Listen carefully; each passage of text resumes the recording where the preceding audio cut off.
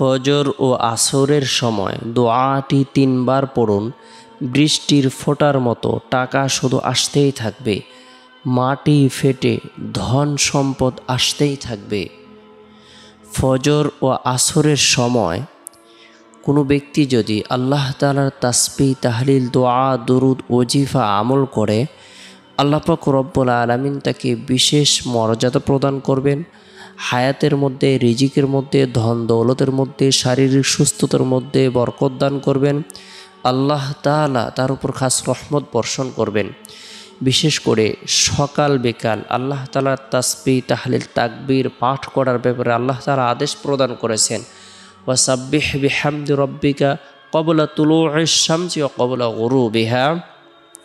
তোমরা আল্লাহ তাআলার তাসবিহ, তাহলিল, তাকবীর পাঠ করো সূর্য উদিত হওয়ার পূর্বে এবং সূর্য অস্ত যাওয়ার পূর্বে। সুবহানাল্লাহ। তাই আমরা গুরুত্ব সহকারে ফজরের নামাজের পর এবং আসরের নামাজের সময় বরকতপূর্ণ এই দোয়াটি আমরা 3 বার পাঠ করব, আমল করব। আল্লাহ তাআলা এত বেশি কল্যাণ প্রদান করবেন, আমাদের জন্য জান্নাত অবধারিত করে দিবেন, কঠিন ও জটিল বিপদ দূর করে দিবেন, গায়বী সাহায্য প্রদান করবেন, অভাব দূর করে দেবেন, দোয়াকে কবুল করবেন, আশা আকাঙ্ক্ষাকে পূরণ করে দেবেন। মৃত্যুর সাথে সাথে আল্লাহ তাআলা জান্নাত অবধারিত করে দেবেন।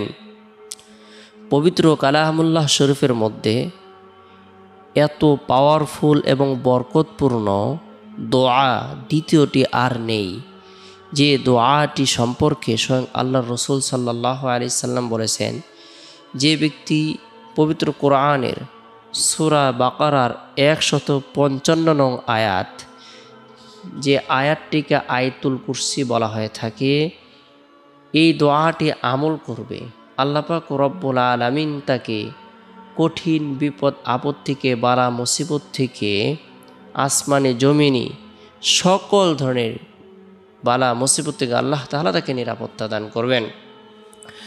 হযরত আলী রাদিয়াল্লাহু তাআলা আনহু বলেন, আমি রাসূলুল্লাহ সাল্লাল্লাহু আলাইহি সাল্লামকে শুনতে বলেছি, যে ব্যক্তি প্রত্যেক ফরজ নামাজের পর আয়াতুল কুরসি পাঠ করবে, সেই ব্যক্তির জান্নাতে প্রবেশ করতে একমাত্র মৃত্যুই বাধা হয়ে থাকবে। আর যে ব্যক্তি শোয়ার আগে আয়াতুল কুরসি পাঠ করবে, আল্লাহ তাআলা তার ঘর, তার প্রতিবেশীর ঘর এবং পার্শ্ববর্তী ছোট ছোট ঘরগুলোকে নিরাপদ রাখবেন।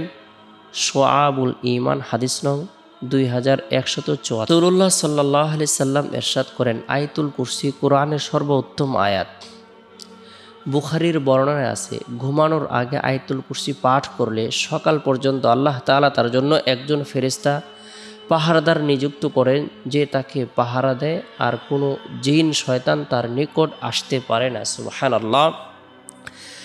গুরুত্ব সহকারে ফজরের পর ও আসরের সময় আমরা বরকতপূর্ণ এই দোয়াটি 3 বার পাঠ করব, আমল করব। আউযু বিল্লাহি মিনাশ শাইতানির রাজিম। বিসমিল্লাহির রহমানির রহিম। আল্লাহু লা ইলাহা ইল্লা হুয়াল হাইয়ুল কাইয়্যুম লা তাখুযুহু সিনাতুন ওয়া লা নাওম লাহু মা ফিস সামাওয়াতি ওয়া মা ফিল আরদি মান যাল্লাযী ইয়াশফা'ু ইনদাহু ইল্লা বিইযনিহি ইয়া'লামু মা বাইনা আইদিহিম ওয়া মা খালফাহুম ওয়া লা ইউহীতুনা বিশাইইন মিন ইলমিহি ইল্লা বিমা শা'a ওয়াসি'a কুরসিয়্যুহুস সামাওয়াতি ওয়াল আরদ ওয়া লা ইয়াউদুহু হিফযুহুমা ওয়া হুয়াল আলিয়্যুল আযীম।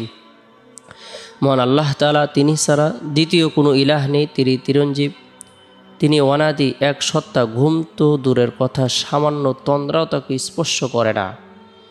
আসমান ও জমিনে যা কিছু আছে তার সব কিছুই একচ্ছত্র মালিকানা তার।